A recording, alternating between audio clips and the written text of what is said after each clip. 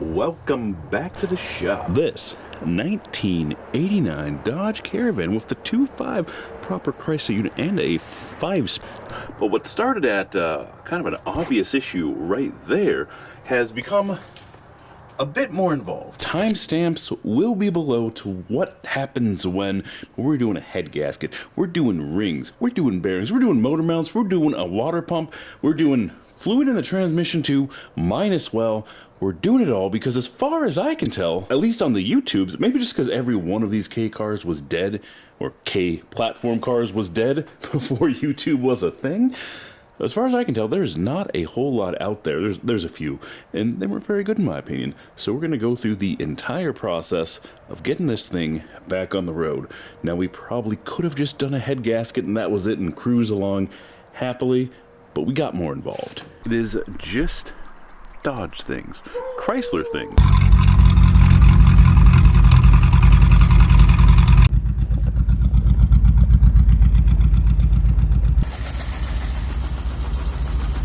Huh. Ooh, that's heavy snow. It'll come right off.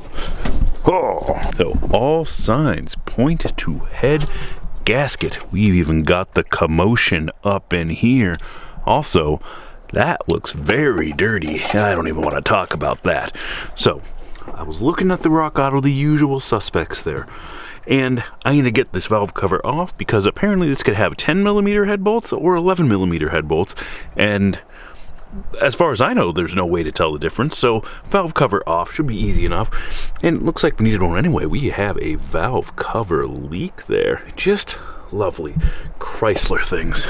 And that sort of thing I say with all due respect, but to actually love something, you gotta get past the honeymoon period, of which we're definitely past with this journey here, but past that period, and to actually love something, you accept it for everything that it is, including its faults. Well, faults? You're asking faults, Mr. Brown? Faults? I know, right? But there are few. You do have to go looking for them.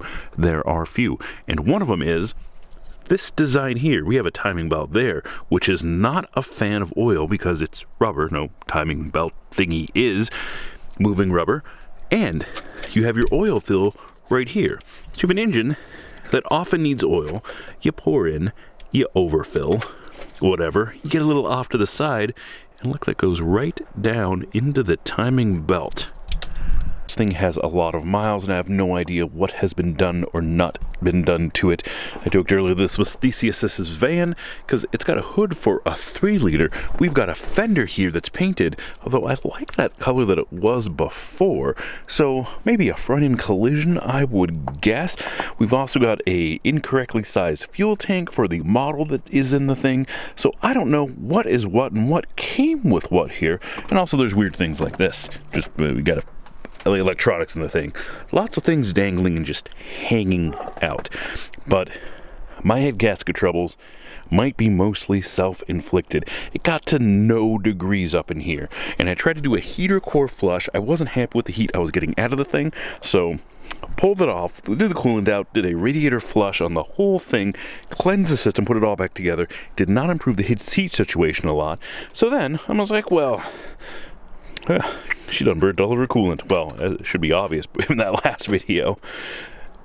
So then, I decided to do the old, we used to call it the Indian radiator, and, well, being mostly, I can use those terms, you be careful though. We block off half of it, or most of it, all of it, with cardboard, whatever. And so I got by for a little bit on that. However, there's not much space to work with here. Look at the size of this radiator. What are we, like 2 foot by 3 foot? It's not a whole lot of radiator here. As a result of having not that much radiator to work with, things happen quickly. Now, I was driving along on the highway, it got slightly too hot, ate all of its coolant or spit it out over here. We had a little boil over incident. Now, cooled off, topped it off, drove for a couple weeks, and then our head gasket maladies started. So I did overheat this thing once. And I know, overheating it once shouldn't blow out your head gasket. But overheating it once on a rig with this many miles, maybe.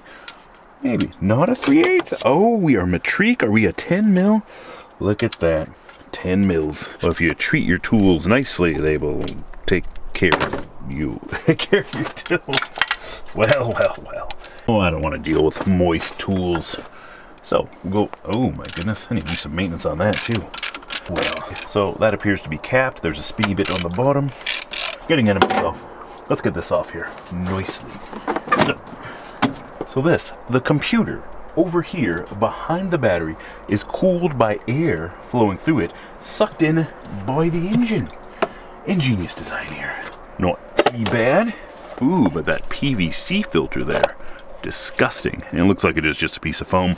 Fix that soon enough. So I see a 10. There's got to be more than one bolt holding this thing in.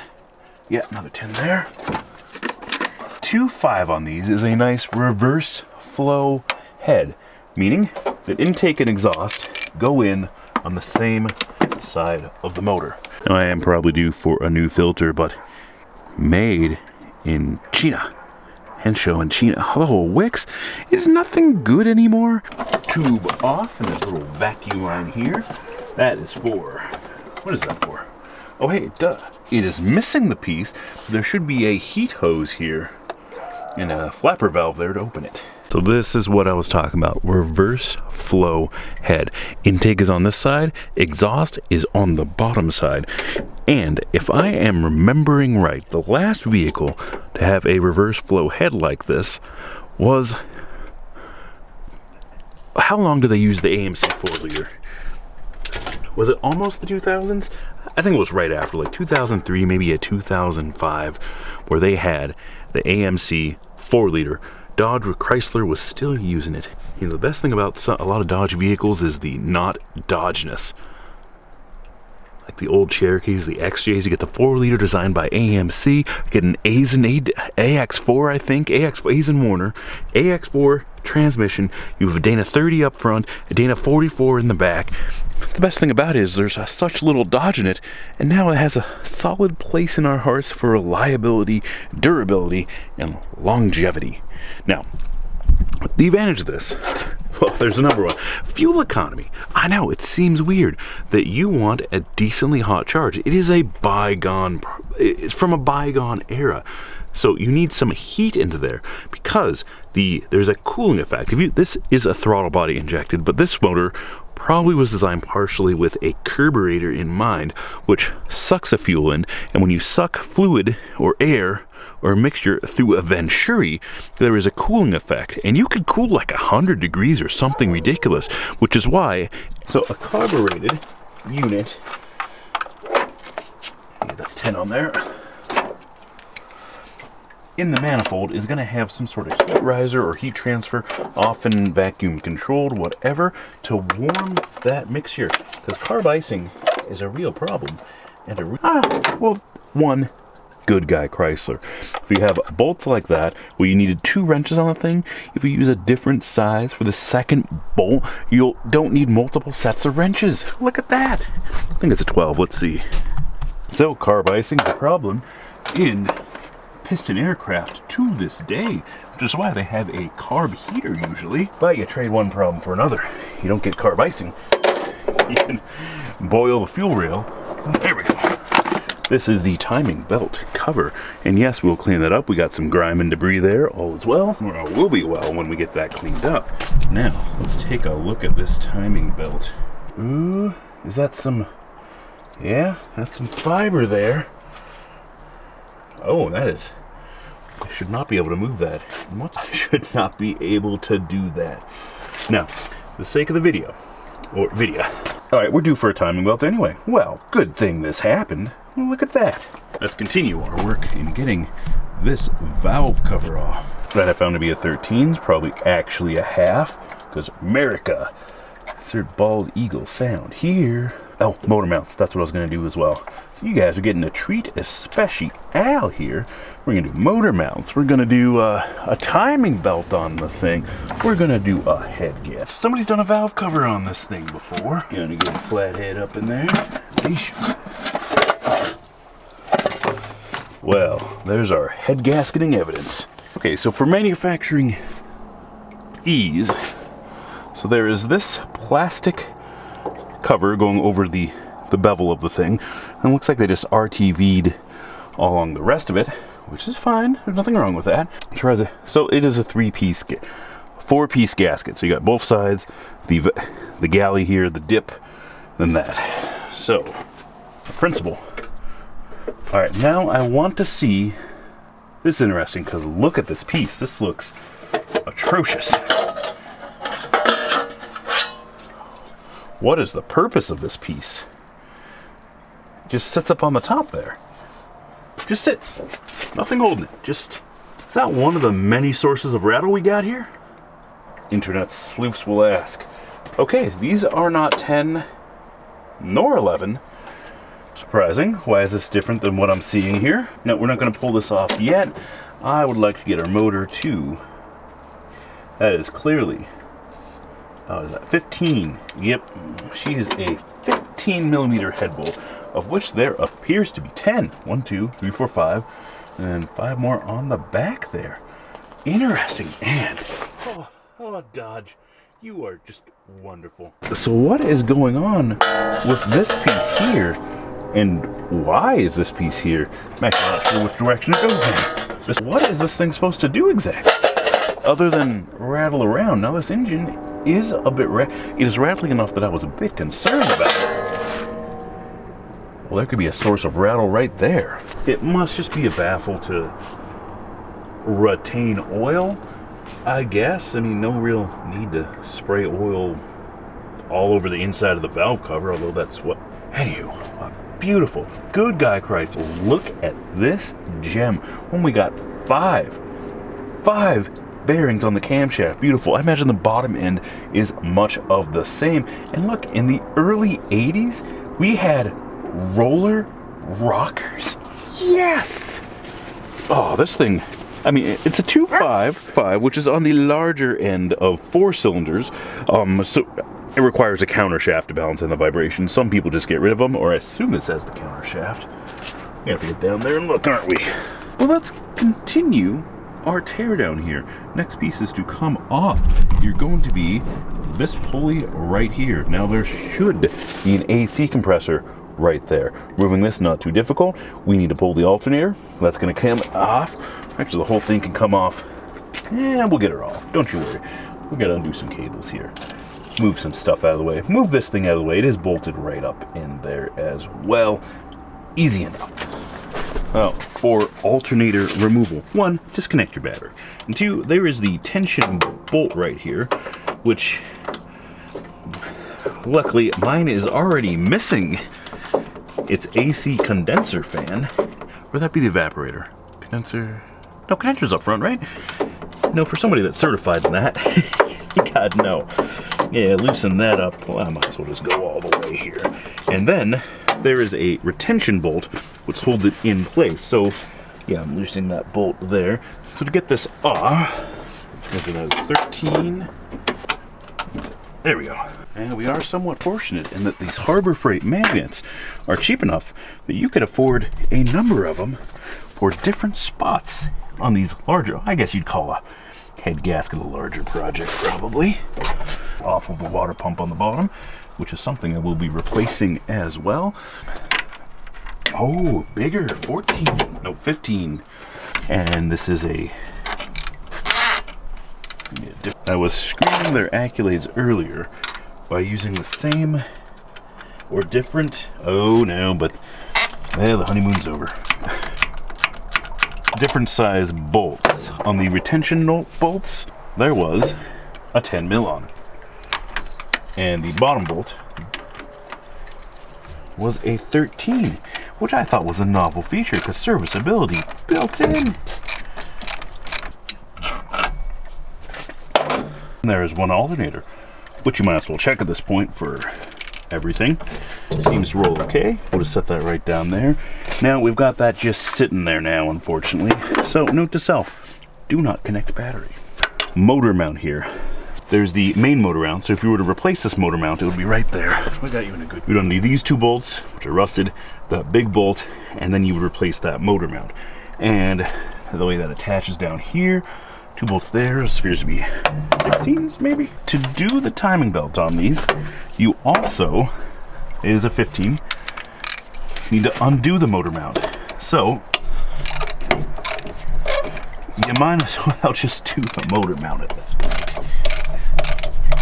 Now, I'm putting a lot of faith in this. I believe the motor mount, that the back part is onto the block there. So I think this motor is not going to fall. There's another motor mount. There's a transmission mount. Some of it will fall, certainly. Butte. Yeah, coming out easily, as in not falling.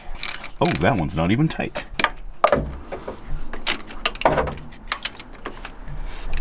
Switching up the magnets.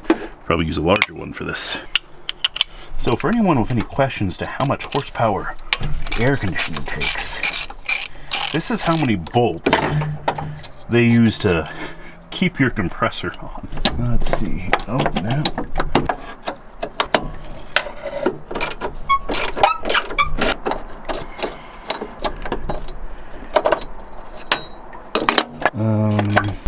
So much room for activities. Now, is a 15 millimeter on the crank there. Now, once you get her up in the air, we'll get it there.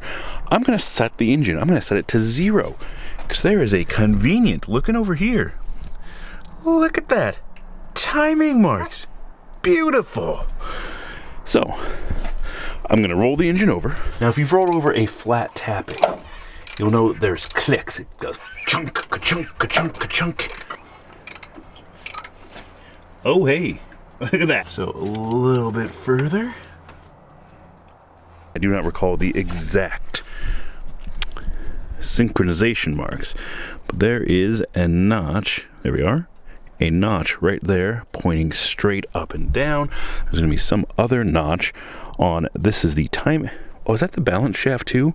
There's a balance shaft that goes all the way through, probably. It also has a gear that turns the distributor here. It's going to correlate with that. I'll see what that is. And there's going to be a mark on the cam.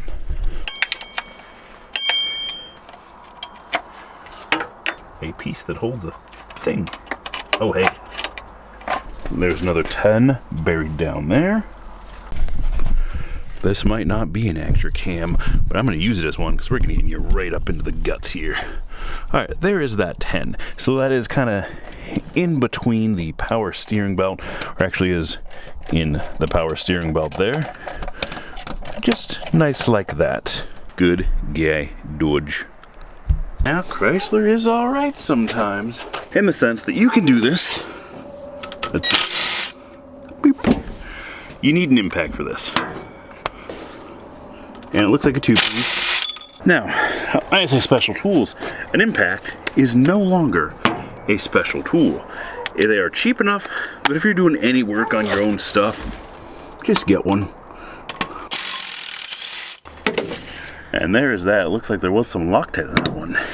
Now, would you look at that? So we are going to take that motor mount off. You know, there's got to be factory marks here, I'm sure. So I did a little red mark there, and again, it looks like it goes right into a little crevice here. It's perfect. And then again on the crank there. Now, let's get this belt off, and that's probably where I'm going to leave you for the night. Now, the thing here, what is it, a 14? You loosen the bolt that holds it. And that's just to hold tension on. And then, this whole thing... Oh, hey, there we are. I just yanked on it. Let's say for tension, this bolt spins. So you need an open-ended wrench on one side. And now we can just slide our nasty belt straight on off. Which actually, you know, maybe I take it back. It doesn't look like it's in too bad a shape here. It's just, there's a lot of dirt and grease around here. There should not be this level of dirt, grease, grime, etc. on your timing belt. There is so much gunk in the bottom here that I can't even get her off. This motor mount is easy enough. 2 bolts on the side, those are 14s. Oh, there's even a grounding thing there. And then one with a 13/16 there. And timing belt off. So I keep on saying that we're done here, but then I go right back at it. We've got some sensors here. What is this going to? I don't even know. We'll find out soon enough. But up on the top here, that is the signal for our injector. Look at those thick wires here. Now, you do need some kind of pick to get that up. Just pull that up. I'll fix that in installation. All right, and then we got this little wiring harness that is going away. So we need to replace these fuel hoses too. We will get to that soon enough. What is that back sensor for? I don't know. What are these two sensors for? Also, don't know. And is there another one hiding under there?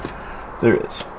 And another loop-to-loop right there, but we got this solid bracket in between. Now, would it be possible just to have hoses going all the way there?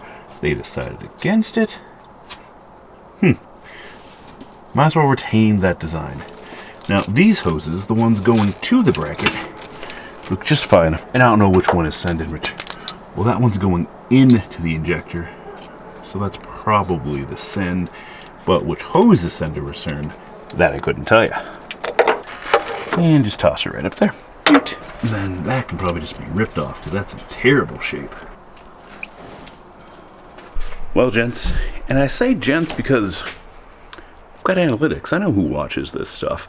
We are calling her for the night. I need to order some parts. We'll see what there is out there. Continue disassembly tomorrow. Always something. Look at that inside edge feathering. Appear to have some alignment issues. Might look fine rolling down the road. Looks straight. I got stuck and probably chowdered that up pretty good. Well, let's get on to this. Now, where I left you off, got most of the things off here. We got a few vacuum lines. There's another electrical connector under there. This comes off. 10 mil is gonna just come right off the side. Then, I think we are just about good to pull the intake. Now, the intake, we've got some 10 millimeter bolts. Now, as mentioned earlier, reverse flow head. Is that the same bolts for intake and exhaust manifold? That one. They're down there somewhere. Showing you this is going to be, it'll all work out. A challenge. And we are going to be smart today by gloving up. I do this every single time. The idea being I come out here and just do a quick job. I need to take the valve cover off because there was two different bolts available for head bolts, and so I just need to see what size head bolts I got. I don't have the 11 millimeters, I've got the 15, the big ones, and so that's all I needed to do yesterday. But then I got off on a tangent and everything, and you were there for the entire thing. We were losing daylight by the time we were done, so that's just the order of the thing. So we're going to be smart today, and I'm actually going to wear gloves because yesterday I had to wear gloves to prepare food because they were that disgusting. It is possible to teach me new tricks, apparently. Now, it is a 10 mils to get there. We also need a flat head to get that little guy out. That spring will remain, or necessary. And this is the side that apparently had that nasty oil leak. Look at all that. We'll clean that up as best we can here. So for these little guys, the pick is your friend. That will be unfindable. Is that cruise control? Yeah, whatever. Cruise control does not work anyway.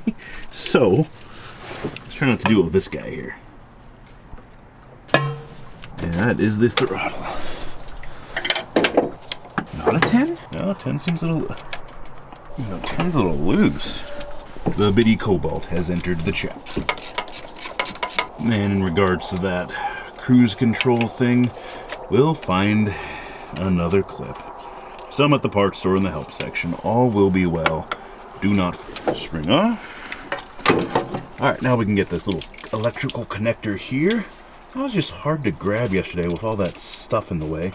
Not impossible. There is a tool that'll do this. And I should consider getting it. Let's see if we can break some 10 mils free here. Pull the whole throttle body. So they're just these two big bolts holding us in.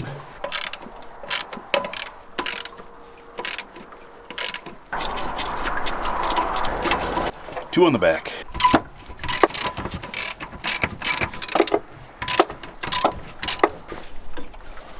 One throttle body. And here is our entire apparatus. How quaint.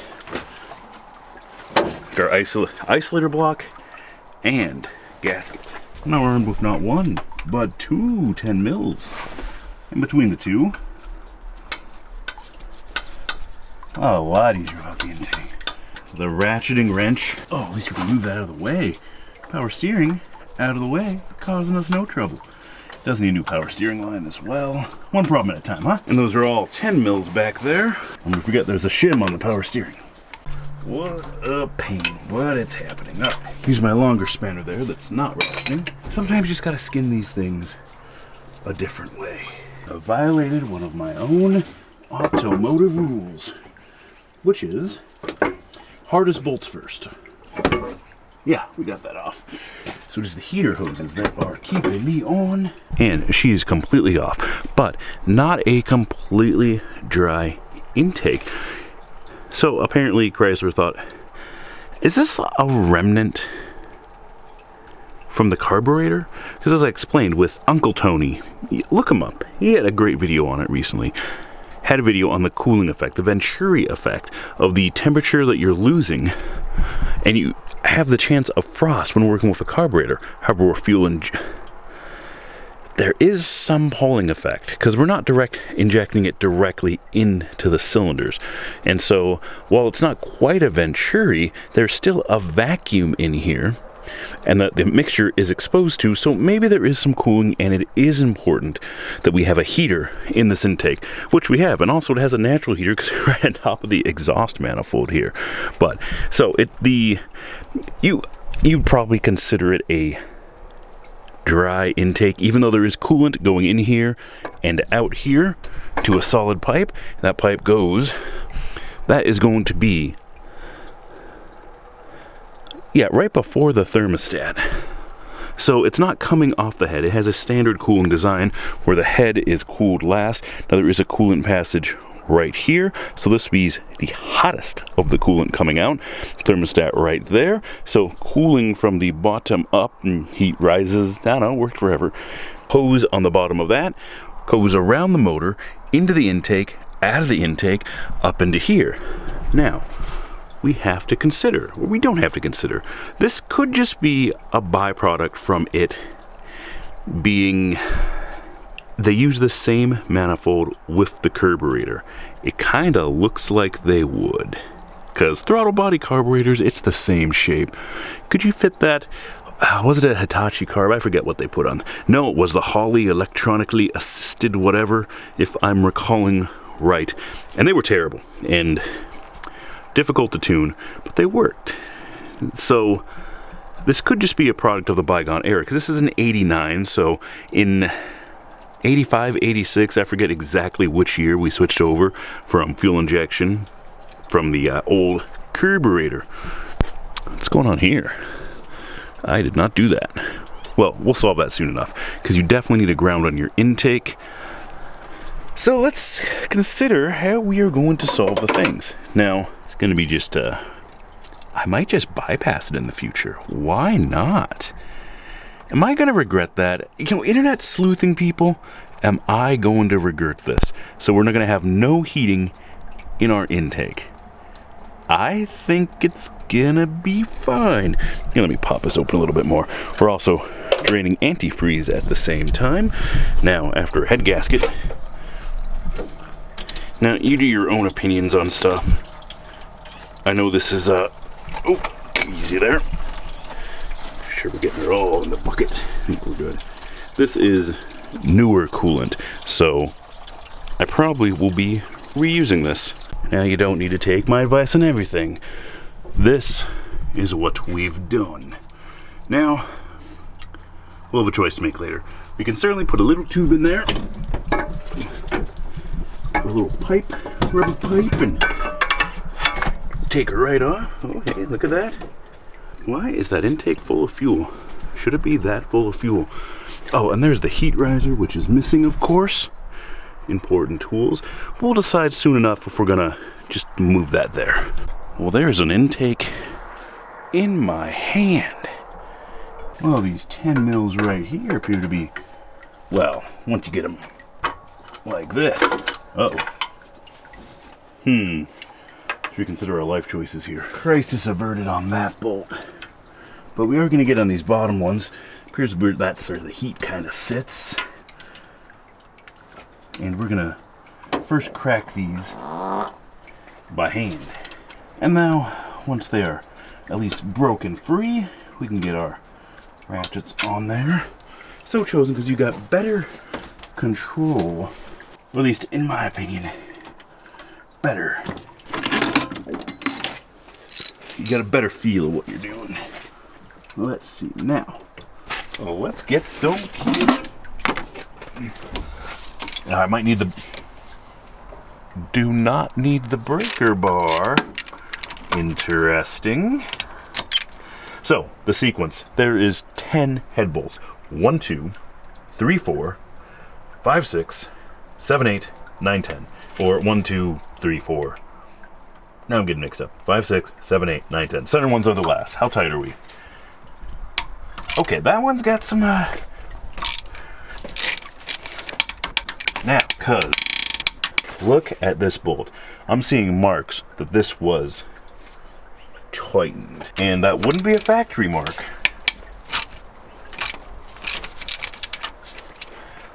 Make our lives a little bit easier. And the way we shall do that, because they're long. Spin that oil all the way around. Oh yeah. Absolute beaut. Where'd my magnet go? I just had it here. Come on. Oh hey. Now. Well, look at that. Well, there's your problem right there. Well, there's the blown area. Further evidence on the back. Looks like we got some smudging there. I suspect between 1, 2, and 3, we had. I don't think this is factory. It came off way too easy to be factory. Oh, and good guy, Chrysler. Look, an alignment pin there. Look at that little cutout for the valves right there. Very nice. I don't believe you should be able to move them like that. Ooh, man. Let's see those other two. I reattach the pulley. Now, so that is one clean. That is definitely where we had a point of failure for coolant getting in there. Look at that compared to number 4 here. Equally as loose.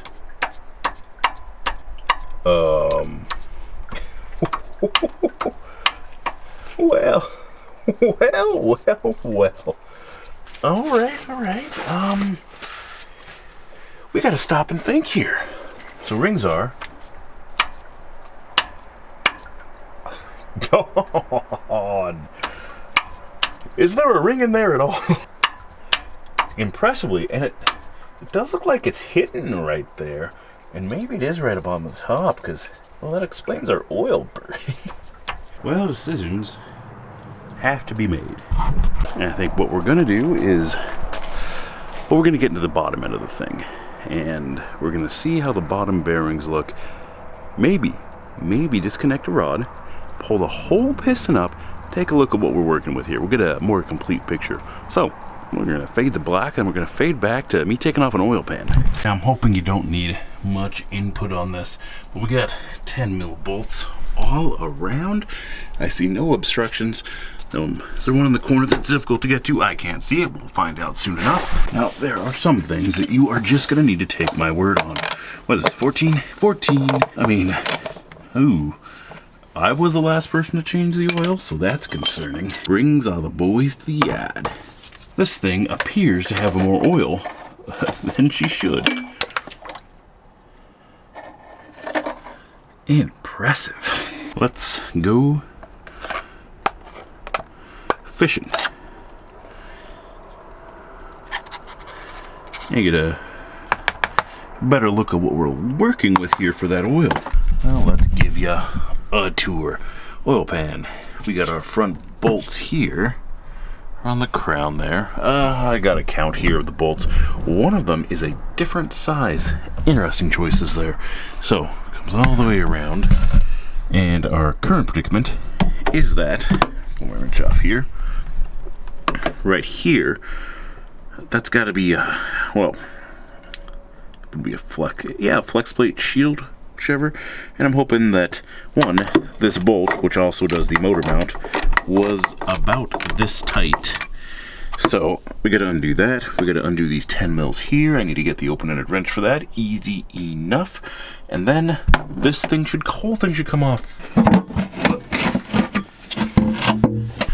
Let me show you what we're working with here. Well, a number of things. What's this guy here?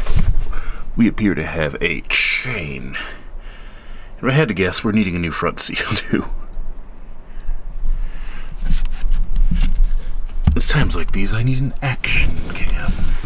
So, our bearings here, I mean, a little bit of movement there. Not terrible. I think, well, I've determined that this guy is our counterbalance shaft. We're gonna take a cap off and see what we see under here. What cap? Alright, so a counterbalance shaft. So it's necessitated because these boys, long stroke 4 cylinders, are not so balanced. Make vibrations. This cancels it out. And now I kind of don't want to deal with having to pull that chain, retime the thing.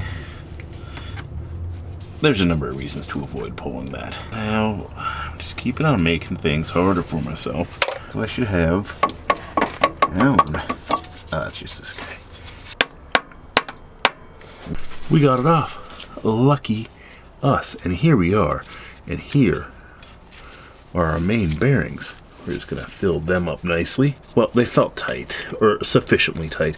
And there is our oiling hole. So we got a hole in the crankshaft there where our oil would be coming through. And we got more oil coming down. Joy. These are actually really nice. Or take a close look up there.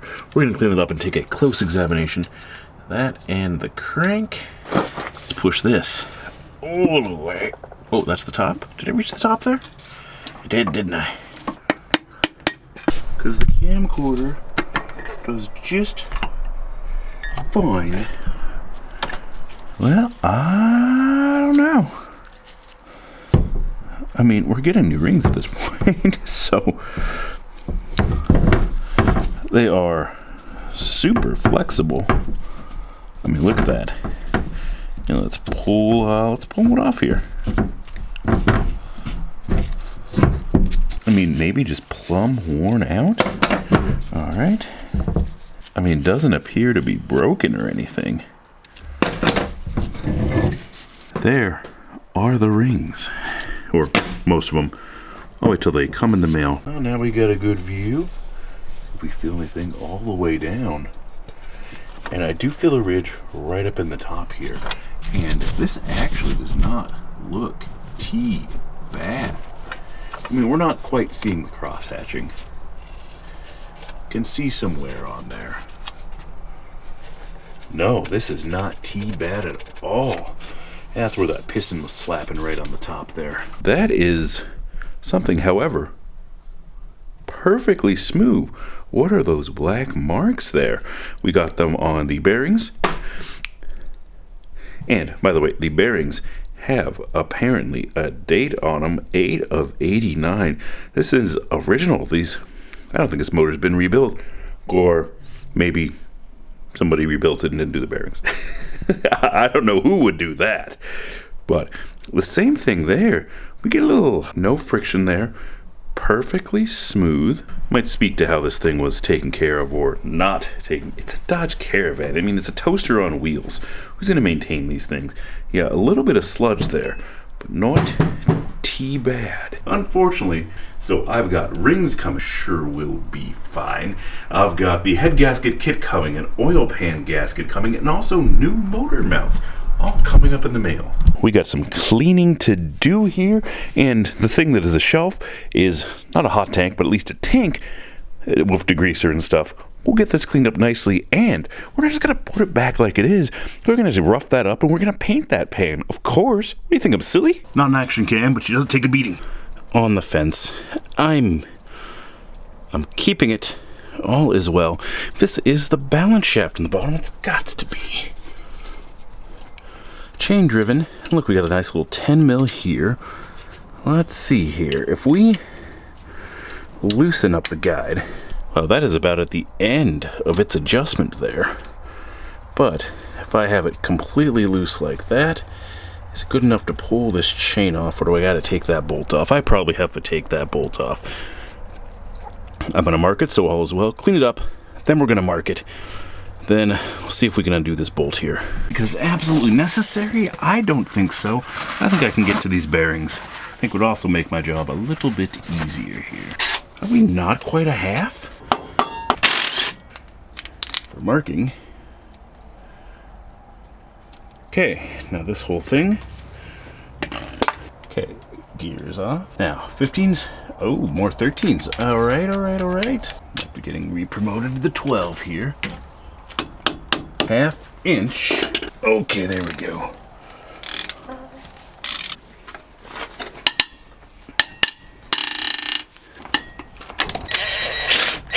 Ooh, that smell. Ooh, that smell. A quick word on the counter rotating shafts, but this rotates at twice the speed of the motor, and it is geared back there. Or apparently it's geared. One of them comes out. There it is.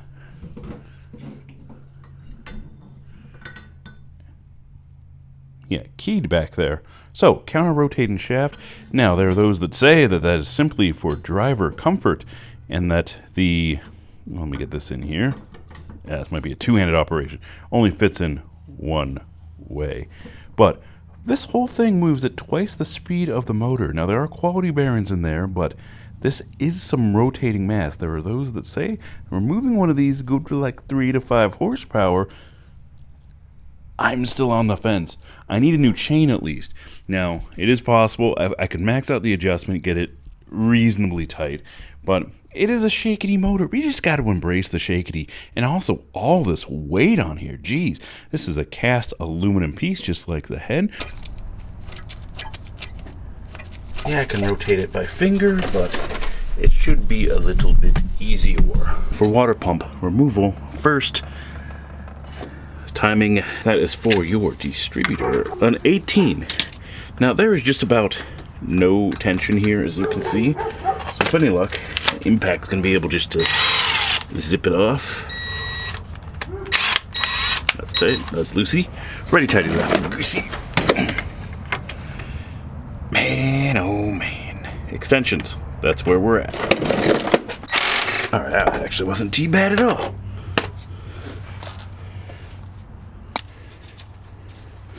We'll get a thing for that too.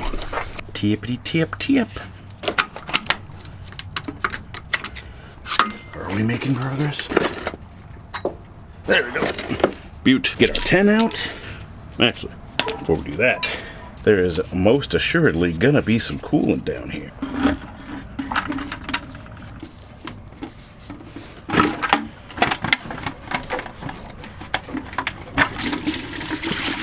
Now the 10s will all easily come right vacuum hose. And there we are. And I don't know. It looks good. It's just the bearing doesn't feel as good as I would like it to. Well, let's get some cleaning done. Inside looks like that, full of oil. I'm going to clean that up, not because it matters. I mean, the inside's just going to get more oil in it, right? I mean, wire wheel will also do it. There are things that you will simply have to take my word for, but after a lot of degreasing and not quite grinding, we were wire wheeling, we were flap disking and etc., and stripping and general wipe down, we got something like this. It is too cold to be painting. Cleanliness, they say, godliness, something like that, I don't know. A lot of the prep that we're doing here, and look at it, perfectly perfect. This was wire wheeled. There are people that say you shouldn't do that in an aluminum head or even a iron block, but here we are. I think all is fine with the world. Coming off nicely.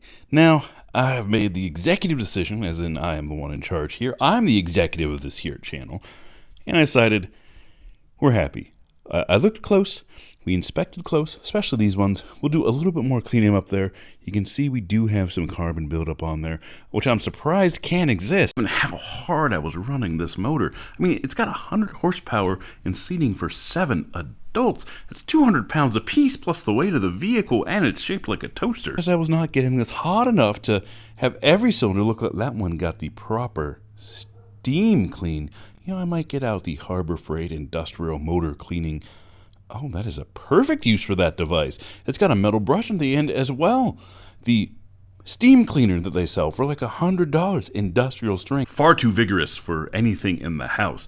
Tried cleaning the oven with it and it took off parts of the oven. But look at this quaint head.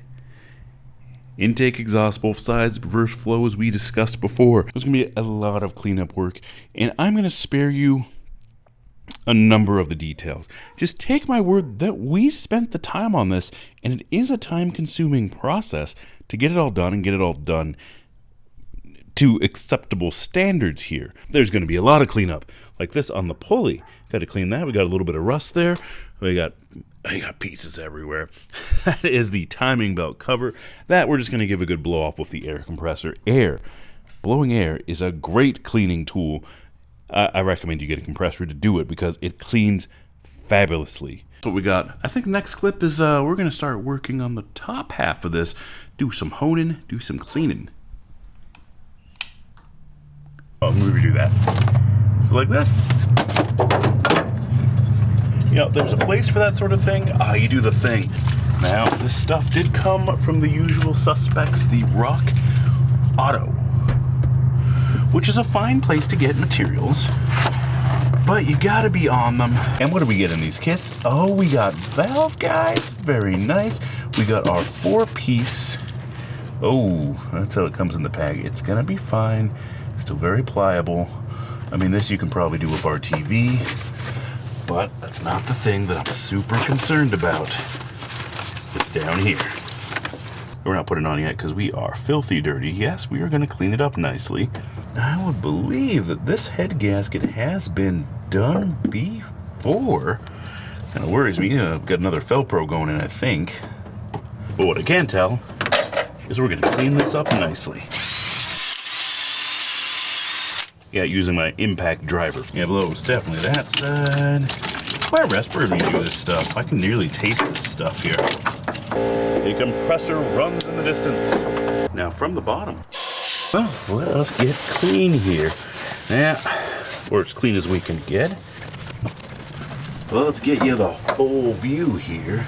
Now, we have a nice smooth bore, but I don't see any cross hatching. Yeah, smooth. It is smooth, it is good, except for this ridge right on the top there. But that, I mean, the rings don't go up that high, so it's gonna be fine. We need to get some cross hatching in here.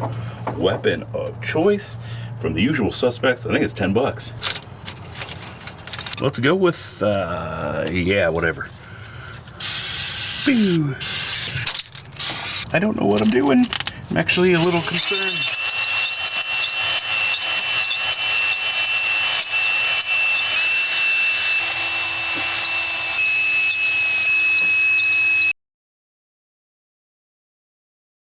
I told you earlier that we were going to drain and refill the transmission. Now, doing some internet sleuthing on the subject, there is no drain plug. I thought I had to be missing it somewhere. No drain plug. Interesting. Well, it's a manual transmission. Nobody changes these ever anyway. There is a fill plug right here that we could pop out, or actually already had it out. So the factory spec, the factory procedure is apparently to remove this inspection cover.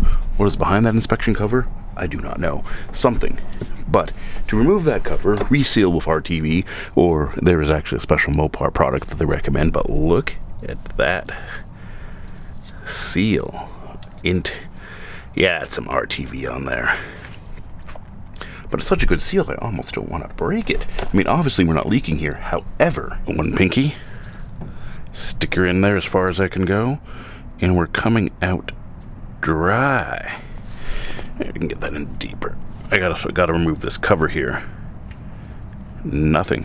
Now, I guess Mopar calls for 5, weight 30 in the guy. Interesting choice. Now, other people have said, so the concern is, yes, it's got, what, a couple inches of fluid here. The gear set's on the bottom here. Don't know that to see you. That's the flywheel, the big, and the clutch behind there. So all the gears are submerged in oil, or likely are submerged. But this is a differential. It even looks like a differential. It's got the hump there. The 2 half shafts go to it. Oh, and good guy Chrysler. Look, we have unequal length half shafts here. So they put a weight here to try to prevent torque steer, as if that would be a problem with 100 horsepower. But, so, do I pull the tire off? Pull this cover off? Pull that off? Maybe we just stick a camera in there, get some inspections. Yeah, coming out. I mean, I think, see how low the fluid is, or if there's any fluid, and fill it back up with motor oil. Now, we are on jack stands, so there is a little bit of an angle. Shouldn't be that extreme, though. But we're just going to fill it up. And I'm going to skip it for brevity. Now, we're getting it firmly into assembly here. Rock Auto delivers. Now, that might not be too incredulous, because I do suppose that by nature of being online only, they'd have to deliver. Let's go through all this. Prices at the end, because that is the cliffhanger that you need to keep you tuned into this sort of thing. So, a head gasket set, $31.79 right there. Head bolts, other high dollar item for $21.99. We've got the head bolt washers, because why would they ever be sold together? The timing belt set, although I'm not so sure about this, because we're replacing a metal part with this plastic doohickey. We'll consider our life choices a little bit later. But we've got a timing belt, which did run a 1656. Got a nice washer right there. Male rings. Male, however you pronounce that. Now, a story to go along with this that I'm sort of not pleased about. I initially ordered some rings. I think there were some Hastings rings from the Rock Auto, and they did arrive. They were $18. I should have known. I should have looked a little bit deeper, because rings for a single piston. Why would they ever do that? But here, these ordered from the Rock Auto. We have our bottom, middle, and top. How nice. How quaint. We've got main bearings. Oh, we're getting the male? I don't know. However you pronounce them, the rebuild for $22.79. We've got a lower radiator hose. Interesting setup here. It's been sitting on the table while I've been doing some painting on the things. Whatever. All will be fine for $19.48. Interesting design choices were made. This is the heater return hose, and this set us back $19.48. We've got a motor mount for $3.40. We've got a motor mount, a second motor mount for $4.64. The oil pan gasket, a solid Fel. We're doing Fel-Pro gaskets, I suppose. $9.32. We've got a water pump, set me back $17.91. Now you want totals. You'll get them at the end, or you could do math. Let's dig things out of the bin. Oh, there we got that side cover. We're gonna need to handle that. Ooh, that is the transmission cover. Hey, we did get that thing off. There was some grinding required, but it did come. That's just a hose. What else we got? Glass piston. That's soon enough. We're gonna get our pistons out, but actually what I think we're gonna do first, we'll get these cleaned up. We are gonna come back, I'm gonna slap a water pump on, and that's exactly what's gonna happen. I do not think you need my instruction to do a water pump, right? Just take my word for it. Take the butcher's word for it. Things like this are nasty. But the greaser soak, and it has been in there for a day or so, is coming off nicely. Oh, this is the one I took the rings off of already. Essentially doing a cold soak on the guy. Ooh, we got some gunk in there. Those, special attention needs to be paid to those to clean off the grooves. Well, let's clean these up and take a look at these. Let's get that bottom ring off. There we are. The pick, the tiny screwdriver.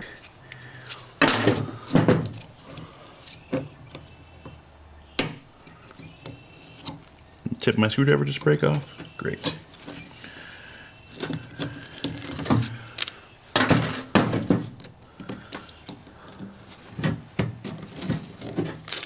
Pew.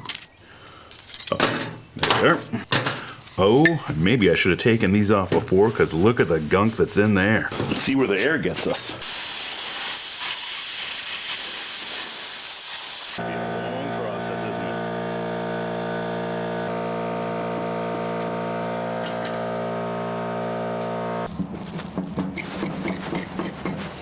it? Man, there's a lot of gunk in here.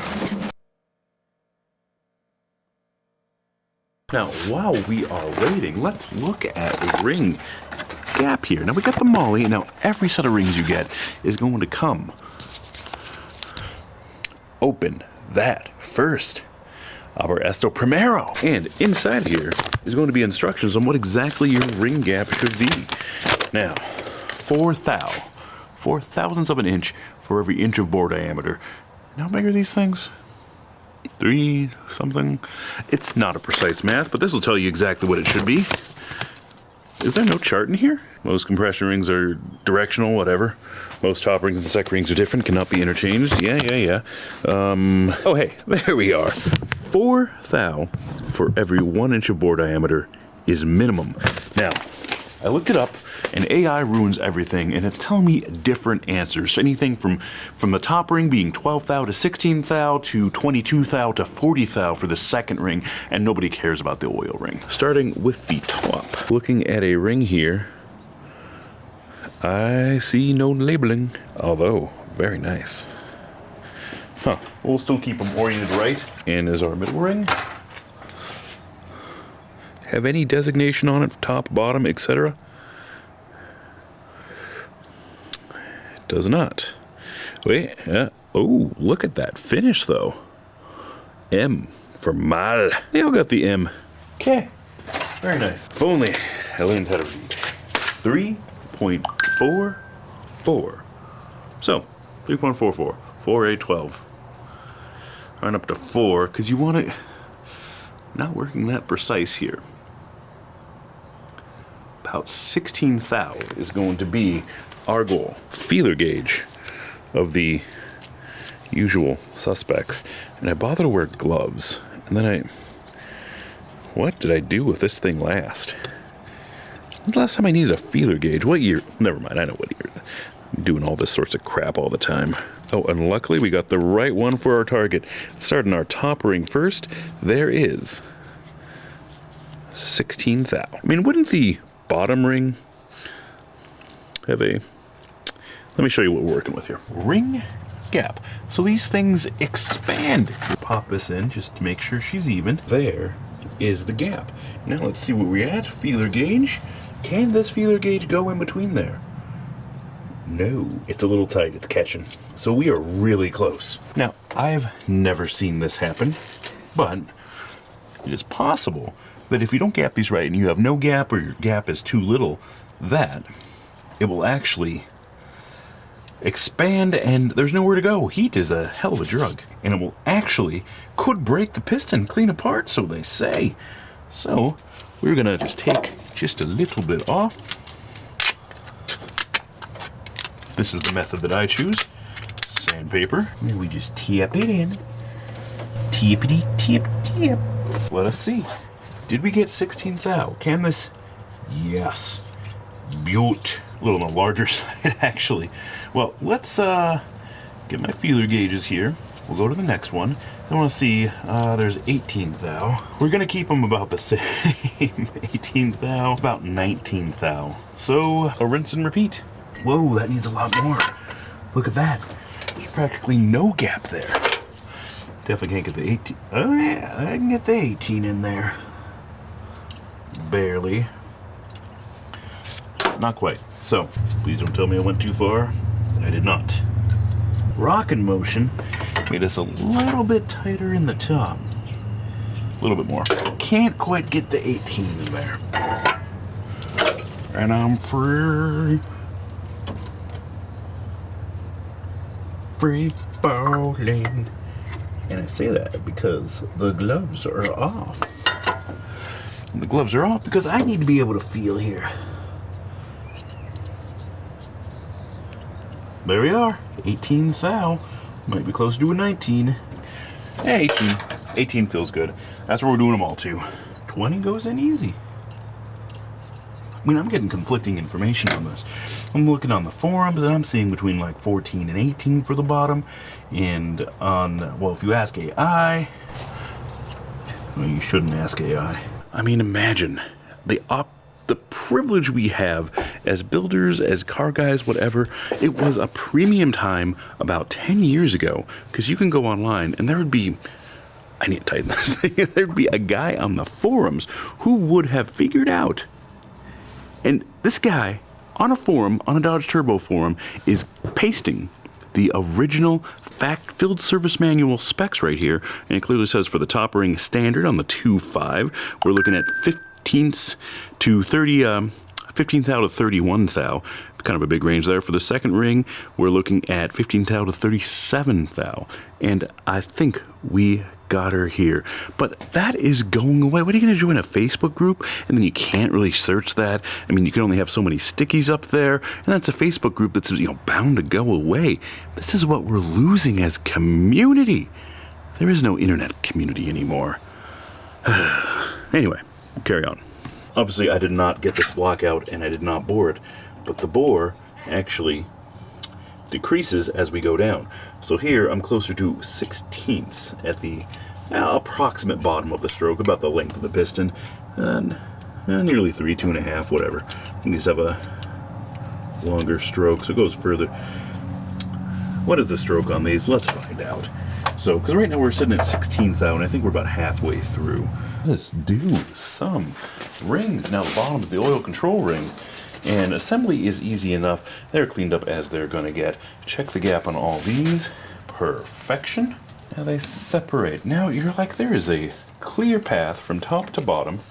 How does this seal at all? The answer is that the compression, the boom going down, actually gets behind the rings, pushes them out. Well, they're all important. All the rings are important. You know that. Now check the gap on these bottom ones. It's bigger than I can measure, which for an oil control ring is about accurate. Now, it might appear that these are symmetrical, that it doesn't matter which way the piston goes. But if you look here, we've got a cutout for the valves. So that's why the head is sitting here. And also I reviewed my old footage to figure out which the alignment was. And the answer was the rib, they each have a rib there. The rib goes towards the vehicle. Straight side towards me as I install. And yeah, people will get all weird about offsets and stuff. Now I actually have the rings in their gap per each wall because there is a slight difference between each of them, which I found concerning and surprising. Not only is there a slight difference between the cylinders, there's a difference between top and bottom. This thing really needed to be done right. It's not getting done right, but it needed to go see the machine shop to be like 30 thou over or something. So, you know, depending on how long it takes me to blow this thing up, and make no doubt about it, it will get blown up. You see the kind of usage? Well, we're putting in this thing. It's well overused. A little 4-cylinder, a little workhorse. A 2.5. That's an unexciting displacement, isn't it? Move on to that. Excellent. I'm ditching these. You gotta go by feel, come on. Ride the lightning, or whatever the kids say nowadays. Ring compressor. And I love it when a product does exactly what it says it'll do. To avoid an unfortunate accident. And then what happened? You have electrical tape, you'll pull this off from the bottom. So just imagine getting this far and dinging yourself up on one of the final steps of your installation. Installation, you see, that's the easy part. It's just opposite of removal, right? Pull the cranks right there. Don't be shy on this. I'm just spinning that crank by hand here.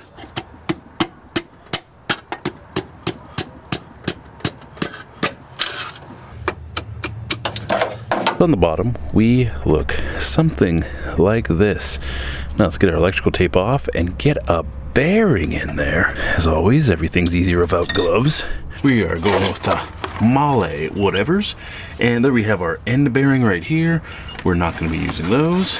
Now, oh yeah, we do want to rub it in the dirt first. Now they do have a nice little ridge right there. And yes, right, we're dipping it in ATF. By my logic, ATF and assembly lube are the same color, so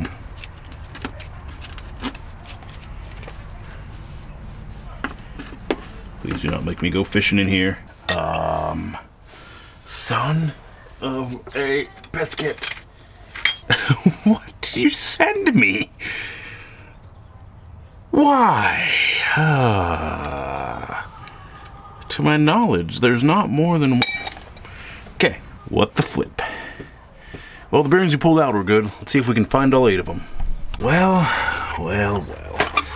You know, unfortunately, I cannot find the rest of the bearings here. So, just so we can get things together and continue the work, because I want to get the top end together here.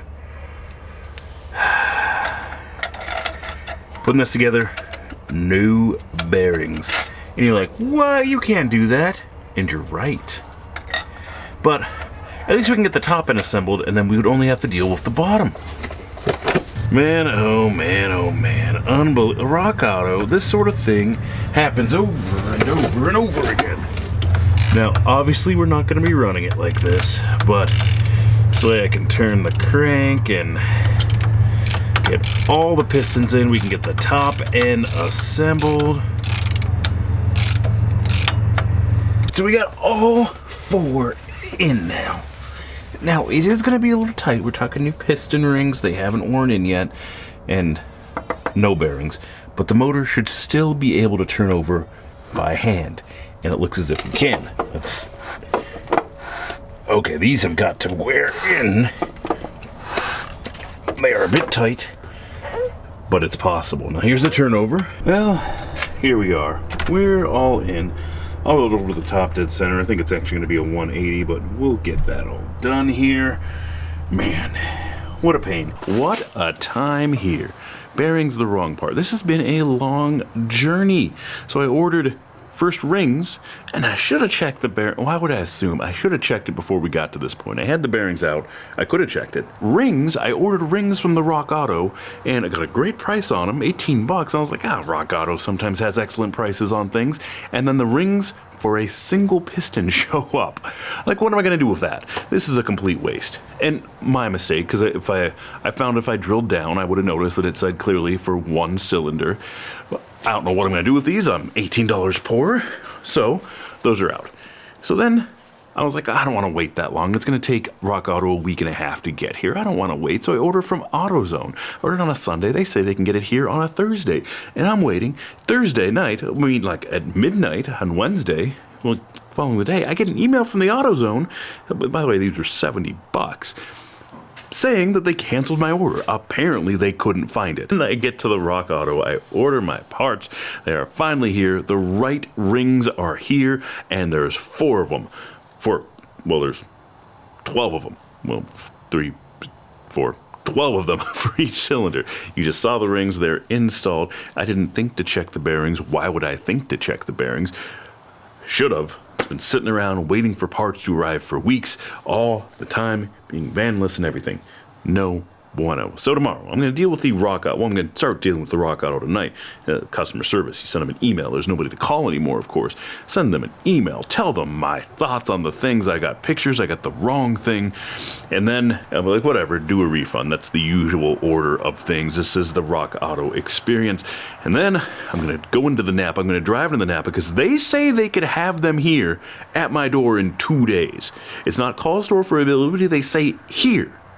2 days. So I'm going to go there, and if so, I'm going to order them, and then we're going to have bearings, and this thing's going to be back on the road by the weekend. This is a Wednesday at the time of the filming. I can get it here Saturday or something. We can get back at it here. So, excitement. Lots of things are happening. Now, moving forward, the next clip, we're going to get on the top end of this. We're going to get it completely assembled, ready to put that bottom end back together. We're going to get timed right. We're going to get that head gasket on. We're going to get the intake exhaust. Everything ran, and it's going to be ready. So, an hour underneath the thing installing the bearings. I mean, it can hit those things up. You can do it without. You just need a little bit of a gap to slide it up over it. Like that. That is the plan forward. Next clip, it's going to be daylight again, and we're going to be working on a head gasket. And we have learned that we do have the right head gasket, so we got that going for us. Oh, anyway, do the things. This is a exciting cliffhanger. Will he be refunded? Was he ever refunded from AutoZone? Will Rock Auto try to screw him? Actually, they're actually pretty good at refunds. These things are expected. So there's a lot of cliffhangers here. So what I'm saying is you should do the things if you haven't done the things already. That is a button over here. It's a camcorder. It's backwards. But there's a that's where the subscribe is, right? Wherever it is, you should do the things is the thing. Even though my image isn't flipped. That's why that's... It's time for bearings. Oh, and the old Molly. Now, courtesy of the AutoZone, I had to go on a trip, and they're actually not too bad to deal with. Going with the Rock Auto, it's going to get here in a week, or you're going to pay like 10 times as much. It's going to get here in 3-4 days. Or the AutoZone, they got a nice arrangement where these ordered on Friday or Saturday. It is Tuesday today, and so I did pay an extra $8, but it was effectively 2-day shipping. So here we are. We're going to, oh geez, ignore those for now. Let's focus on our task here. Let's get this head on. Now, we are going gloveless because it feels better, doesn't it? Doesn't it? Boop.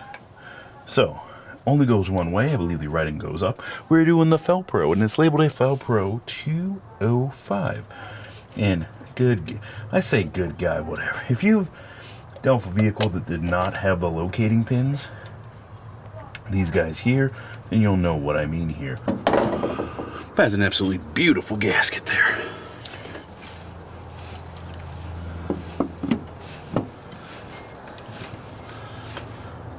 And those beautiful protrusion pins make this a treat. A special. Look at that. She's a thick boy. And we got new washers. 10 of them here. And also, well, of course, because they're torque to yield bolts, you would need new ones. We got new torque to yield bolts. We went with the Victor Rhines bolts. And there's 10 of them, and they come lightly oiled. Yes. Do do do do do do. And let's hand tighten these guys. Now it could be simple and just zip them on. I think it was 1, 2, 3, 4, 5, 6, 7, 8, 9, 10. I think. I don't know.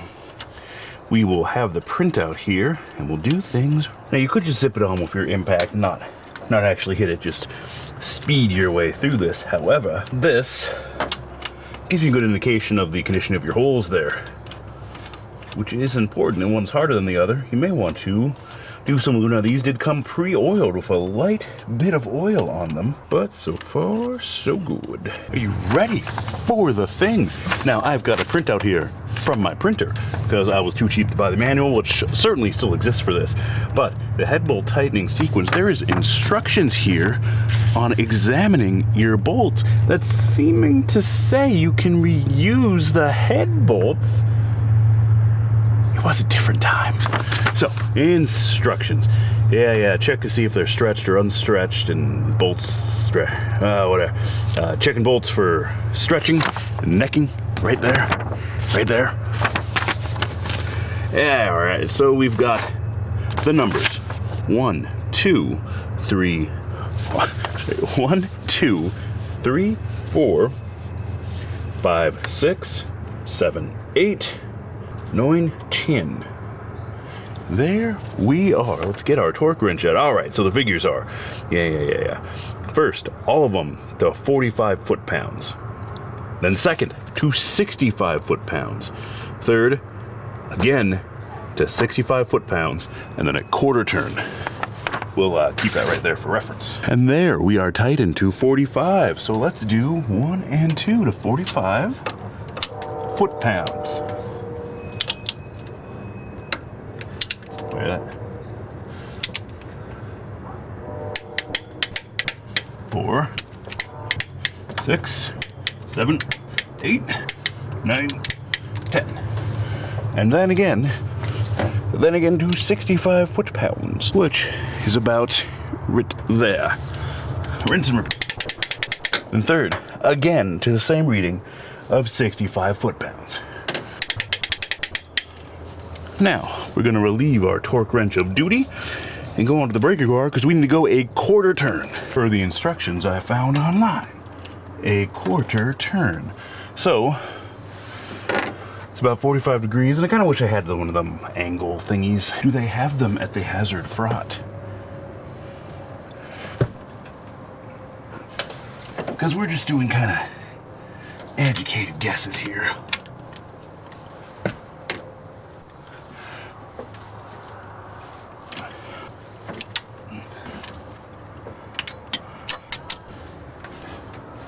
Now we can find the one piece we're looking for. What do we got hiding in here? That's for a different vehicle entirely. Oh, we gotta hit that with the, well, it's gonna come off beautifully. That's not antifreeze. That's a degreaser.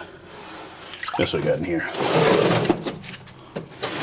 Oh yeah, we got that top shield, or this is the oil director. We got it all here? Yeah, over there. We're gonna get dirty. Should be able to hit that with air just the once. There's even a part number there. Look at that.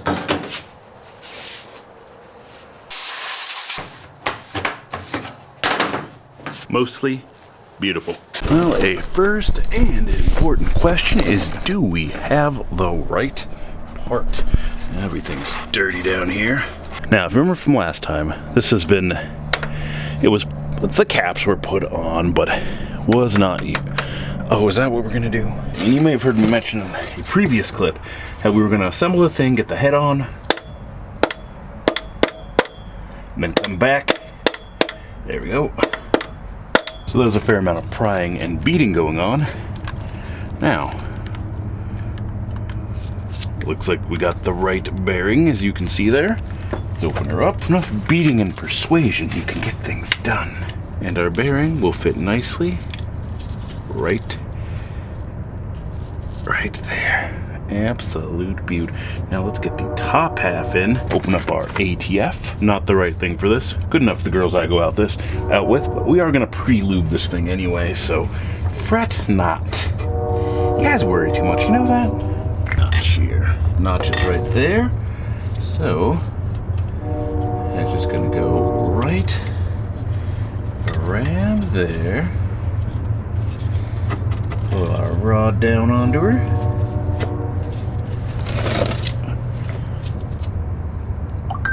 Show some cash in here.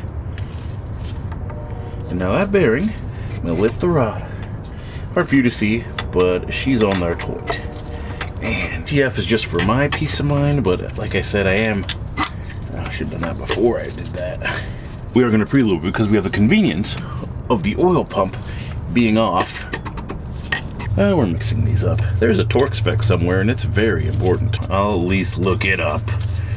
So the joke I was going to make is there's a torque spec, and some engineer somewhere really cares about it.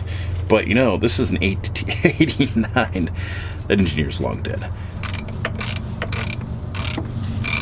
I'm just going hand tight here. We are going to come back through and retorque that. This is also dumb. I should have just kept the same. Rinse and repeat. Can you see that guy there? Good. Oh, at least I dropped it on the clean thing. And show you exactly what we're working with here. There's our thing. Pay no mind to that. There is the notch. There. And just slaps right in.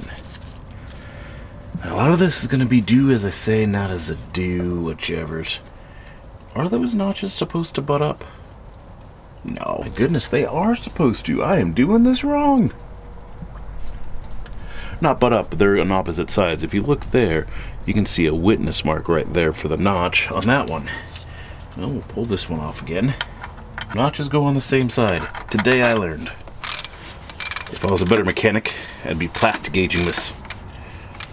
But obviously, I'm not. Beat on this thing till the end of time, or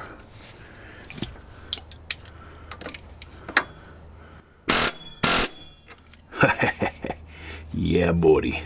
I'm probably going to put a little can of oil in it so it can suck some oil up. I'm going to prime it. We're going to show you how to do that. And then we're up to the top. I looked it up, and we're going to call her good, but it says that the torque spec is 30 pounds and then a quarter turn. So we got a torque wrench hiding right there.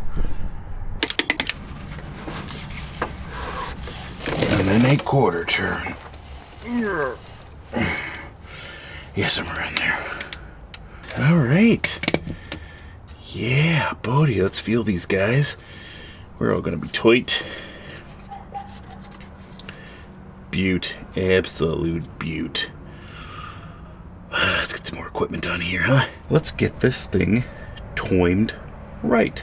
We're gonna have to rotate it a few times, apparently.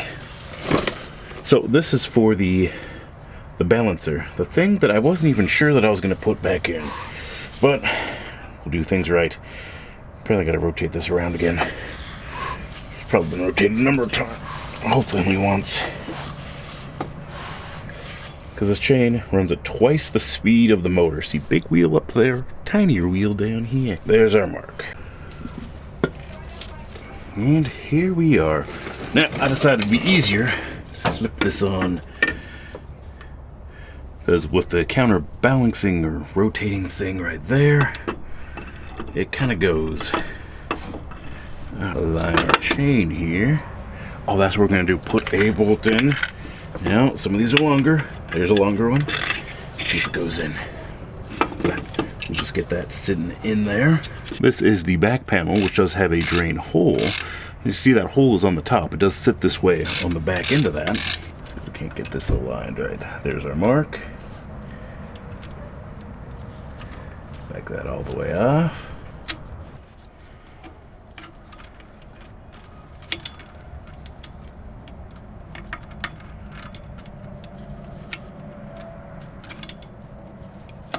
Am I a tooth off? I'm gonna rotate it till the keyway. Come on. There's that. There we are. And all this chain's about done for. Well, if we ever really need to pull it, we can pull it. There was a cover on this to also retain oil, but it is darn near max tension. Got our rear cap on here. I'll spare you all the excitement on that. I'm actually a bit impressed with how much oil this thing. Oh yeah, let's put some dirt right into that. Oil the thing would retain. Now it's hollow right here. That's the drain for the thing. Well, the oil level would have to be above that. Oil pump pickup. Still full of oil on the oil pump pickup. Excellent. I'd expect nothing less. Is there no ring there? Oh, ring feels good to me. Oil pan. Yeah, buddy. You can find it hard to believe, but it's spring. What the world's going on here? I gotta get an oil pan on. We got stuff to do. We can't be delayed. And there's a train going by. My neighbor's cutting down a tree. I don't know what's going on here. Well, the train is gone, but I was about to tell you that it's gonna be a moment until my neighbor fires up his chainsaw again. I guess he wanted to enjoy the ambience of the train before getting back to this business. Believe me when I say this piece goes over there. Oil pan goes up. And that goes.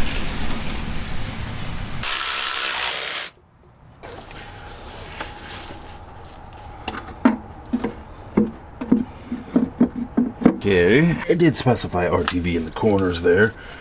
If it was to gap the corners or to just help with that intersection between the, well, it's almost an O-ring, but not quite, and a little bit on the lip there, probably. Or am I? Can you ever have too much RTV? Oh, like seriously? Come on, buddy. Gots to get your life together. And then rain falling on my face adds an element of excitement.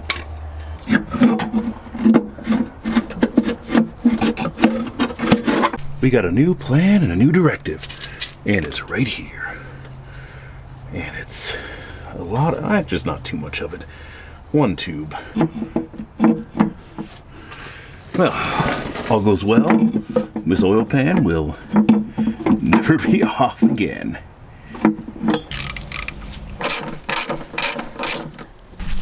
Well, let's get to this guy. What a beautiful looking gasket. I have left this sitting out here drying for quite some time. It's fine. Now, since we last spoke, the vehicle is on the ground, as you can see. Now, I did fill up the transmission with the proper 5-way 30 motor oil. I've got that on, bolted down. Motor is filled with oil. New spark plugs have been put in. Coolant is actually in as well. I'm using the second half of that coolant return hose for the heater core. The cut part right there, because I don't know where that hose went. Probably needs to be replaced anyway. Whichever. So now we're about at the point where we're going to be getting some intake and exhaust manifolds on. Yeah, buddy. Good guy, Chrysler, because them bottom bolts right there, they're studs. Look at that. Beautiful. Let's get a 10 mil on that. That is a two-handed operation. And the intake manifold bolts are bolts. Studs with nuts and bolts. Wow. Good guy, Chrysler. Now, these did all come off with a 10mm hand wrench. So that is exactly what they're going to go on with. Get over how good this is coming apart and back together. I mean, none of the bolts broke, which is weird despite how rusty the rest of this vehicle is, and everything's going right into its spot. Although, maybe I should chill out until this thing actually runs. Let me know it runs before we start saying how good it is to put back together.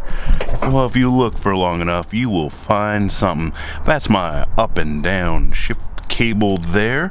That is, looks like she got a little bit hot there. That is the exhaust manifold, although it could, it's kind of melted. Probably got it brittle. Now what we're going to do to rectify this, now I was looking at the Rock Auto and they do not sell the cable, so we're going to just pry it open a little bit.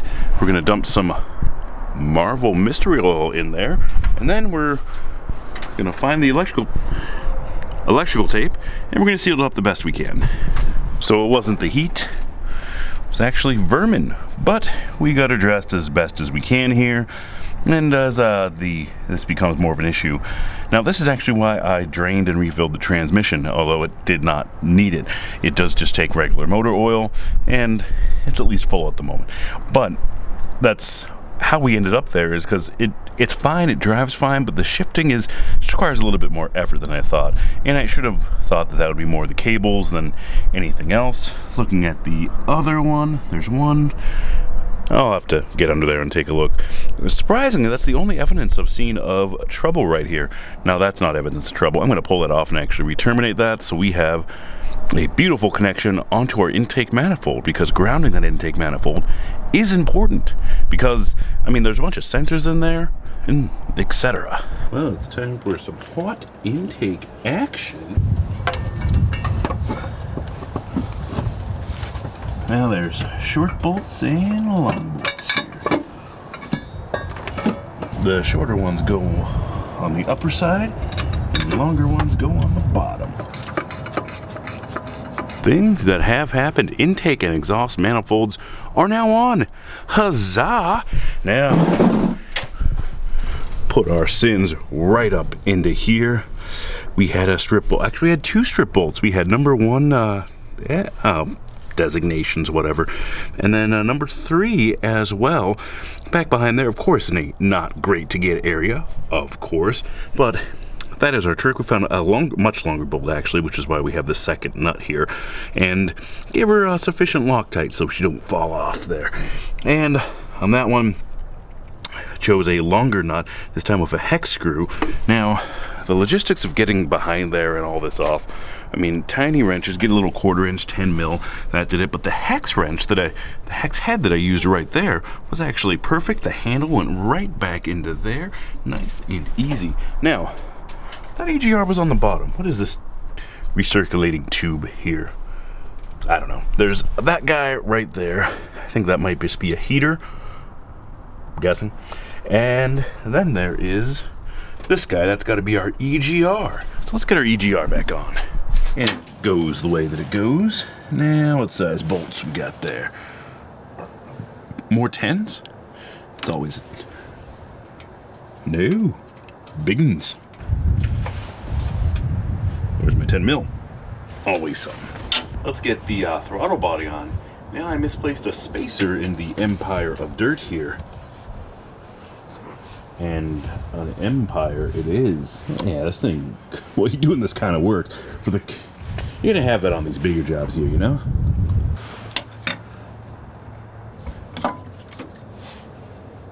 Alright, well, I guess that's the way. Now, bolts, where do I got them? Remain calm, that was entirely user error. User being me. I still did lose the back ones, but we found some universals. Write that down. There's going to be 2 extra bolts in this entire process. So the front bolts do not go down there. They are held up right here. So we'll just put this on. We've got, well, that throttle body is on. Set the wires here, and good guy, Dodge. Look. Oh, try my flush cuts. Look at this. This is I'm just amazed. Look at this. A pigtail wire. Instead of having this go directly back to the harness where there's trouble of ruin, whatever, you get this handy dandy little guy. Incredible. Absolutely incredible. Anyway, getting sidetracked here. Get to the wiring in a moment. But first we're gonna do some cleaning. Gonna blow this area out right here. Get you a close up of that.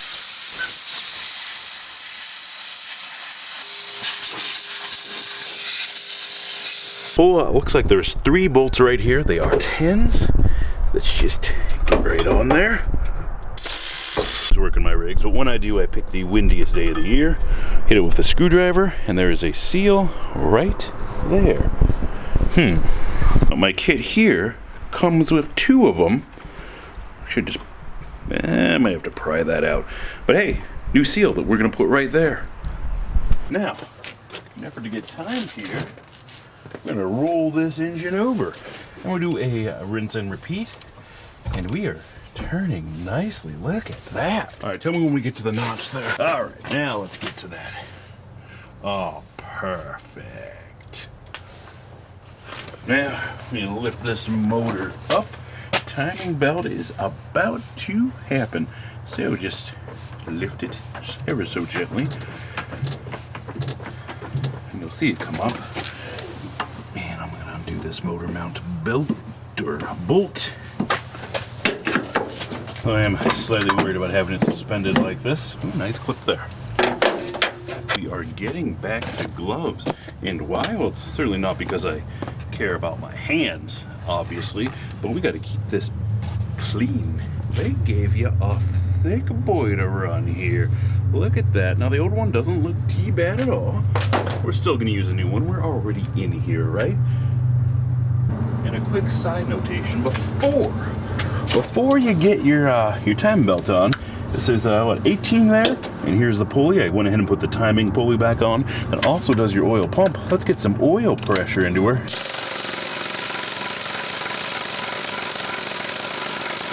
Well, I see nothing obviously leaking oil, so we got that going for us. But if I spin it by hand, yeah, I can feel the tension, and also I can hear it bubble, gurgle, whatever. That's the oil going where she needs to go.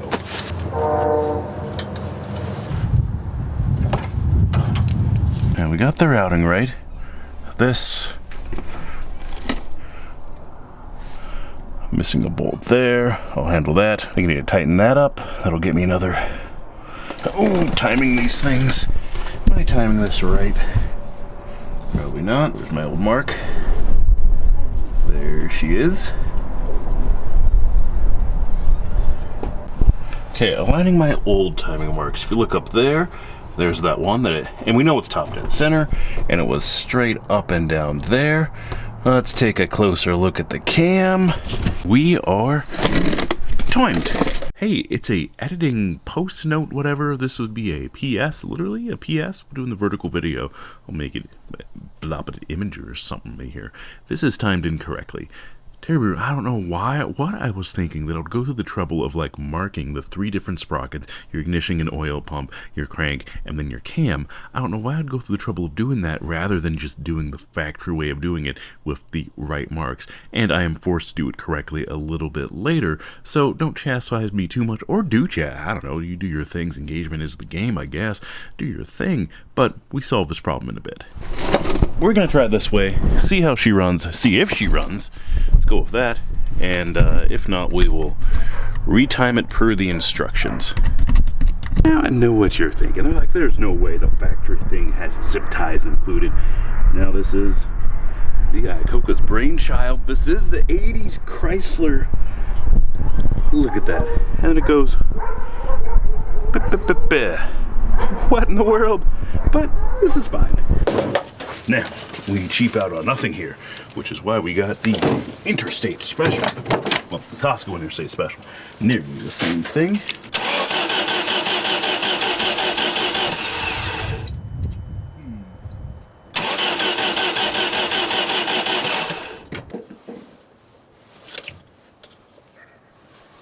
Tell me if you see spark there. Well, let's get back to our basics. I have no idea why it's not starting now. The fuel pump's running full time. She shouldn't. She should only run for 5 seconds or so, then shut down. So, electrical gremlins or something?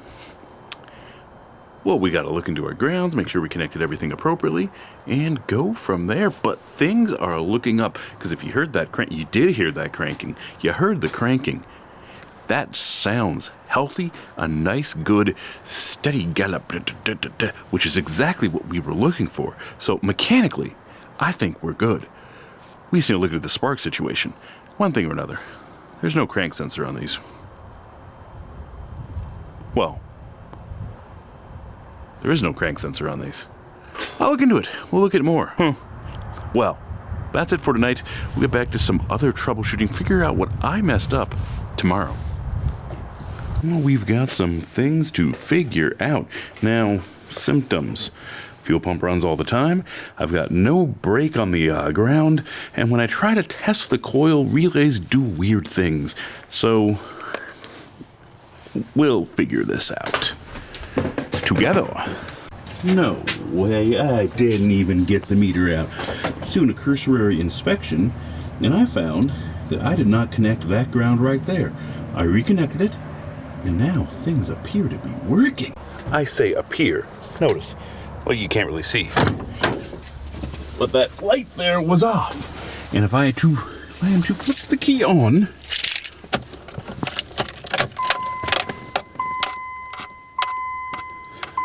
you probably didn't hear that. Fuel pump clicked on, fuel pump clicked off.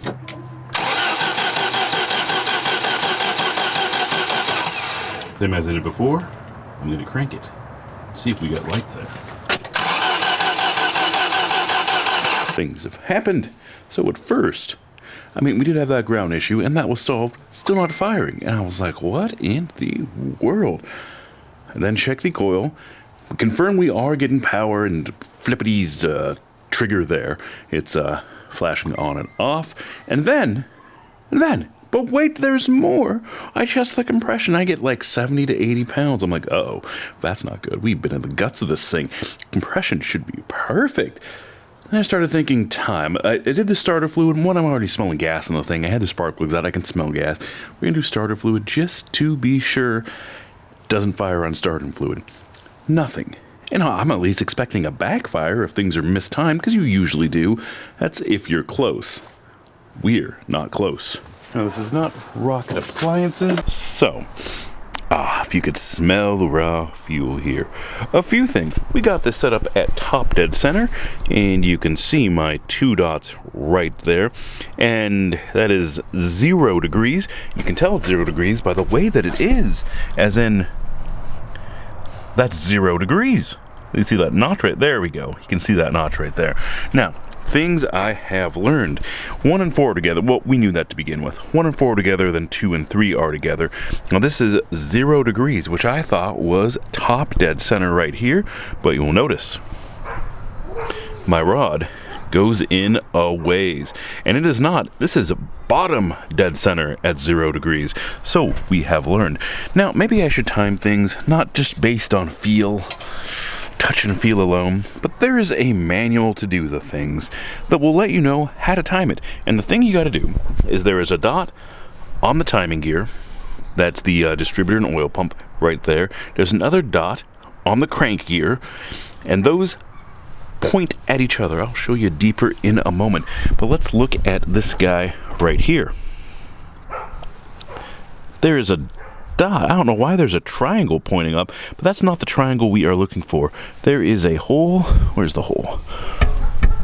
Of course, the hole is right there. You see that hole right there? And that points to 12 o'clock on the valve cover. Not 12 o'clock, 12 o'clock, 12 o'clock on the valve cover, which is important because this motor is tilted back not 15 degrees, a few degrees. So it's going to go right there. I should see my little dingacy thing right through it. So let's loosen up the timing belt and get to her. I think I've told you before that this is not an action cam, but I'm using it as one. There we go. Boop. Fully loose. May have led you astray because we still chunka. And there is that triangle. What is that? Boop. Oh, hey, there's that mark. Let's go back a little bit.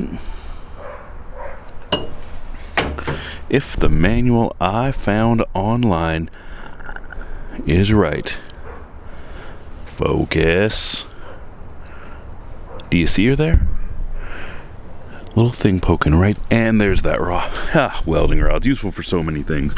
As you can see, we are right at 12 o'clock, right in the middle of there. Perfection. Do my best work on my back. There is the dot. Whoa, how did I miss this earlier? Look at that. A welding rod of accuracy. I think you're at an angle, so I'm going to move the camera to see if we're on. And there we are. Yeah, you just stay on. Our marks. Again, that is the mark there. The welding rod of accuracy. That little etch mark right there. Now, that is accurate from what I've seen. I don't quite have a dot, but others who have done the same thing, say that the dot here, can this light just stay on? That is nearly 12 o'clock, which is about where we're at. So let's see if we can tighten this up without losing this. We'll get it on the top, and then we hopefully should be running here. I found a sweet spot yesterday. We can do this with but one tool. Alright, so got them both. Or one. So the solution is a 1 1/16 inch wrench to turn that. Now I have it works. They designed it. We're just gonna roll with it, but it seems like there's room for things to go awry here for that tension. It's one bolt holding that in. Alright.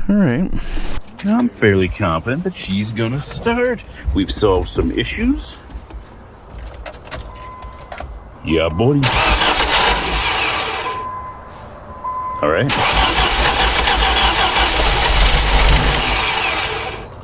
Yes. So close.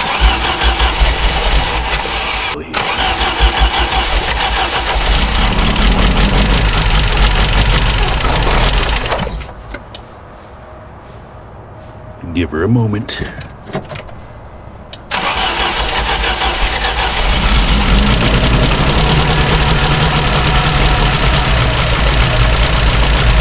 feels like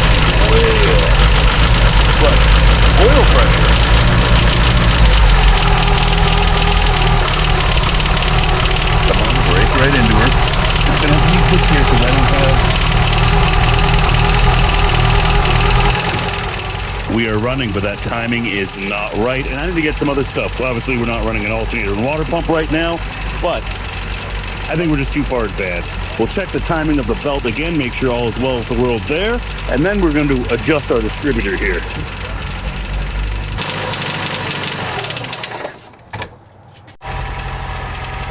Well, that's going to be impossible to show you, but it has a thing on the back for degrees advance, and only when I crank it all the way up can I actually see, hey, you can maybe see the timing mark there.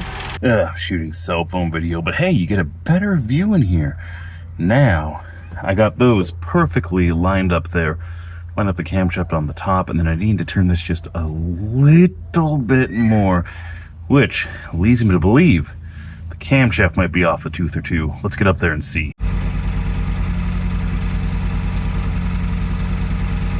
I used one of these adjustable timing lights. I'm sure there's an owner's manual somewhere, whatever, but I do know that I have to crank this thing up to 70 degrees. I assume it should be 0. I don't know. Maybe I'll read a manual in between there. We'll get the battery on the charger nice and hot. Let's roll this motor over to top dead center. We're going to pull our distributor off, take a look at what we got going in there. Got the distributor off. I got the motor set to 0. Let me just prove it to you there. 0 degrees. You see that notch there? 0 degrees. So, number 1 is right there, and that's where we're reading off of. However, it's a firing against order, I think 1342. Is that right? Yeah. I don't know. But, so, cylinder 1 at 0 degrees on the marking there is bottom dead center, which means, you know, I should time this right and not guess. Remember, that's the same trouble we had with the timing belt, or the time there. Now, bolt holding this in is a 45, and I was going to pull this back just a little bit because we got way too much time. It's notched both sides, so the only off it could be is 180 degrees, and that is keyed as well with nice spider. Goodbye, buddy. Maybe. Oh man.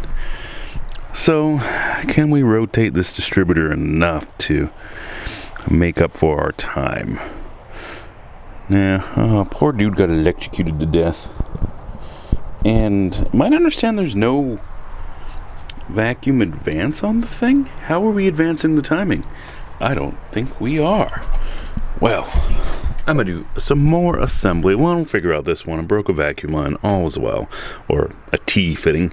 It'll be fine. The math goes to somewhere. We'll get that figured out. And then we're gonna time this right. We got the bolt just barely on, so I might have been wrong. Should you, to time this, you don't time on number 1 because it's 0 degrees. Cylinder 1, this guy is at bottom dead center. Full bottom right there. Which means 2 and 3 are going to be both at top dead center. And so, at 0 degrees, top dead center, that's pointing that way. So 3 is firing right now at 0 degrees, which means I need to advance that a little bit, and it calls for like 10 or 15 degrees. I don't know. I think that's right. But what we are going to do is get the rest of this on. We're going to get our, oh, you don't call it a fan belt. We'll get the alternator, water pump, pulley on, belt on, and all that. So that way we can run it without worry. Things are connected and things are looking up. That there. Get some power on here. So things that have been done since me and you last spoke.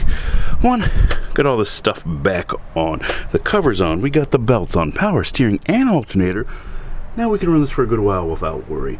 We got our map sensor, so that's manifold absolute pressure. It reads the vacuum of the thing. We've learned that there is no vacuum advance here. Interesting. Which means if something goes really awry here with our ignition control module, although this is a 3-wire unit, we'll have to figure that out. You could use the standard Chevy whatever ignition control module. You do some premium hackery there.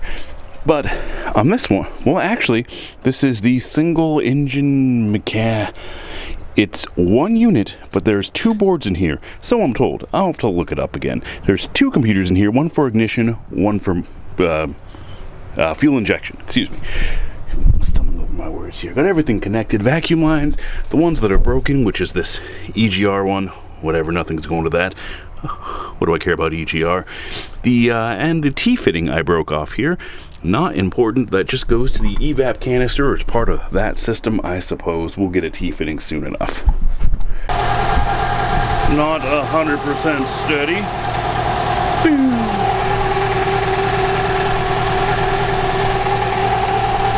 Get a measurement there. So I turned it the wrong way. Well, let's do the old thing where we turn the thing till she's smooth.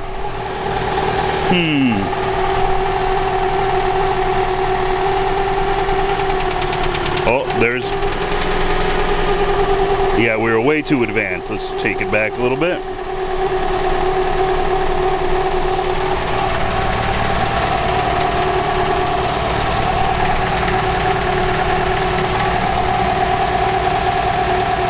Turn that thing to 0.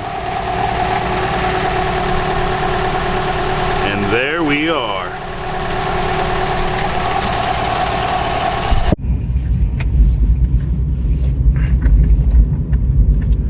A freeway entrance.